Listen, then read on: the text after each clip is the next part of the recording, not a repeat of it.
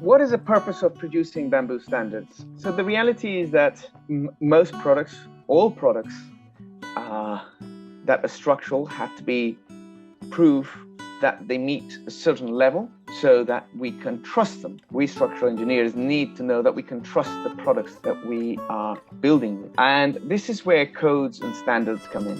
So let's make a slight difference. Codes would be typically like a national mandatory document that will tell us how we have to design. And standards are more open word. They can mean many, many things. They generally are voluntary, though maybe a code requires you to adopt a standard. What we've been doing, particularly with the INBAR task force, is we've been trying to write international standards so that countries can adopt them. They serve as a framework for what further work people might want to do at a national level. We are piloting the use of ISO19624. As we know it, ISO19624 is a standard for bamboo, contains some specifications on the use of bamboo, and we are piloting the use of this ISO standard in order to eventually adapt it to our bamboo and our market, basically in the Philippines. Now, we expect to be the first producer in the Philippines and for the world to fully implement the standard in terms of the length of bamboo culms and also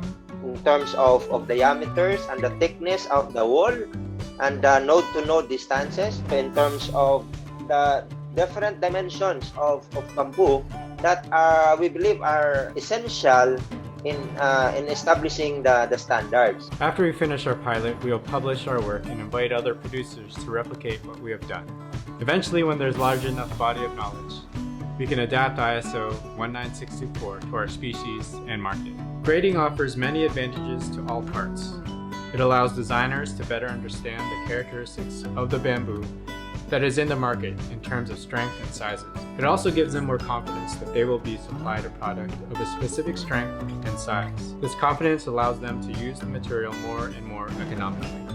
Bamboo standardization helps to create a market where suppliers, specifiers, and end users know they can trust the quality of the end product. My vision is that we convince people in the strip of the planet where you can produce bamboo of structural quality, that they grow it, they use it, and that young engineers include it in their palette of materials when they come to solve a problem. That universities teach future civil engineers how to use bamboo as they would teach them other materials. That we teach future architects to use it, to include it in their palette of materials, and that home buyers and the ultimate users see it as a logical possible option in their houses. They don't say, yeah, well, this is weird, but they see, yeah, this is beautiful, or maybe not even bother to think it's beautiful, just think it's